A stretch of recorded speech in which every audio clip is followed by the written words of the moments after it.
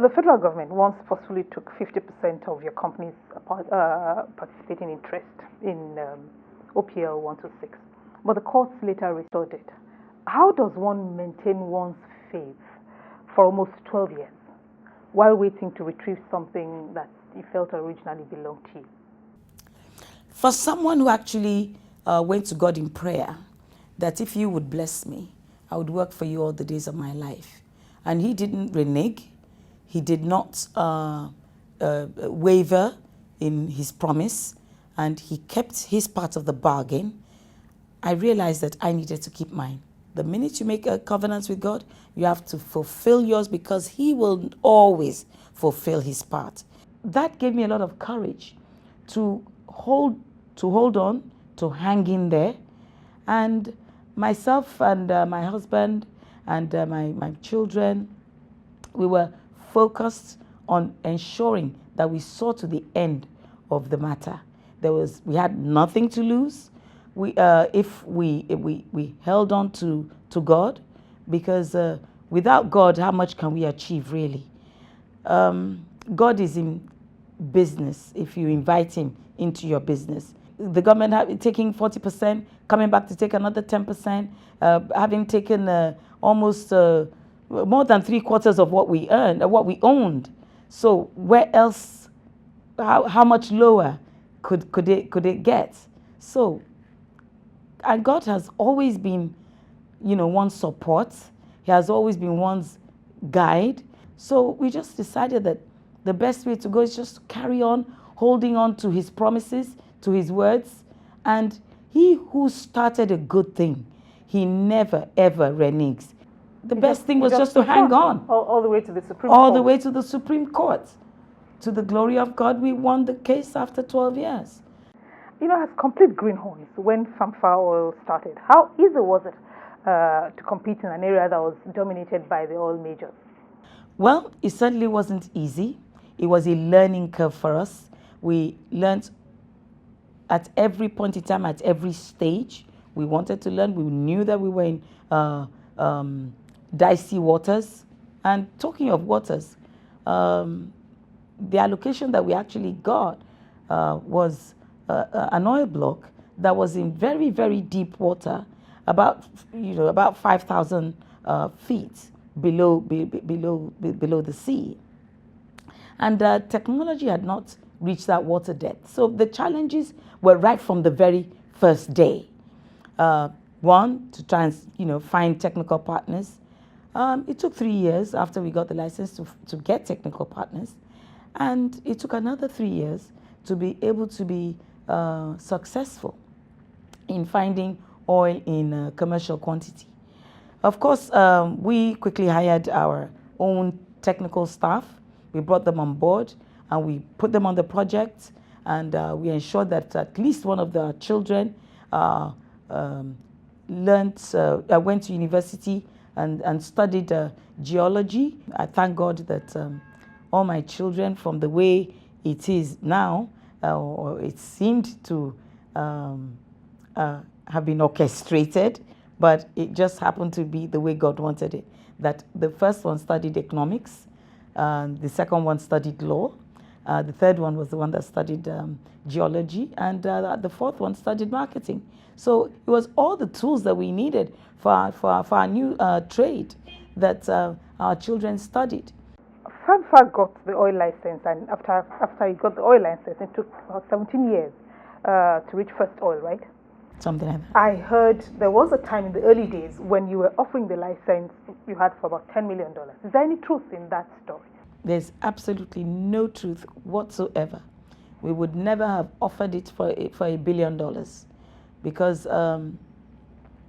after we got started, shortly after we got started with Texaco, they found oil in commercial quantity. To the glory of God, we didn't know what was in there, but we know that God, who started a good thing, would complete it.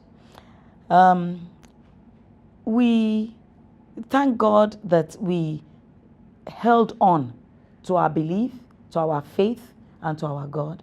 And we said to ourselves that we weren't going to let up, we weren't going to give up. If we had if we were ready to carry on with things the way they were, definitely God would not fail us. Why would we want to throw our arms up in the air and give the best and one and only thing that we had and sell it for peanuts? It didn't make economic sense. So we decided that we were going to hold on. We weren't made any offers at any time to sell our license. During a meeting with our technical partners, we were asked that would we ever, now or in the future, consider selling our shares? And we said no. So that wasn't even the license. There's been a drop of more than 50% in crude prices over the past year. How has this affected business projections? This is a problem that is worldwide. It's not limited to FAMFA, it's not limited to the IOCs, it's not limited to in Nigeria or in Africa, it's the world over, as we all know. So naturally, the industry is looking inwards, and one of the ways to look inwards basically is to ensure that one is looking at the budgets, one is backtracking into ensuring that the costs that one incurs in terms of expenses and service contracts are looked into to see where you can reduce your expenses now that everything has reduced in terms of income. So meetings like that are going on within the industry. And for a company, ourselves, we are seizing the opportunity to use that to ensure that we continue to train and retrain our staff, to acquire more knowledge, and also to look for assets that we'll be able to invest into. You are a patron of Fashion Designers Association of Nigeria, FADAN. If the institutional weaknesses in the industry are corrected, then fashion can contribute to economic growth and position Nigeria as a major player in the international fashion market in the way that it has the potential to, given our fashion sense. What needs to be done for that to happen? A lot needs to be done. The industry has been facing too many challenges. The potentials are there, the talents are there, the designers are gifted, naturally gifted by God. Not just in Nigeria, but all over the black race. We are a very creative people. However, those challenges have not been going away. Our infrastructural challenges are certainly not helping as far as Nigeria is concerned. It would be good if the government could encourage the industry by lowering some of the the taxes that plague the imports as far as specialized machinery and equipment are concerned. It would also be good if we could train and retrain our machinists. Machinists are called tailors, but every tailor wants to call themselves a fashion designer.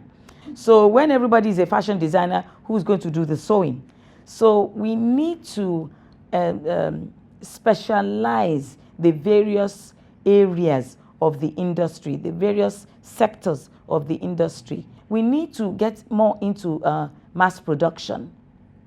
And with mass production, we could begin to develop and produce and set up industrial units nationwide where there would be tailors that would be more involved in mass production. Because really, retail is key in the fashion industry. Retail is key in the fashion industry. At the moment, there's still a lot of haute couture going on within the industry. And all over the world, haute couture is expensive. So until we move to mass production, the prices cannot reduce. And if we don't reduce our production prices, production costs, we won't be able to compete competitively with other continents.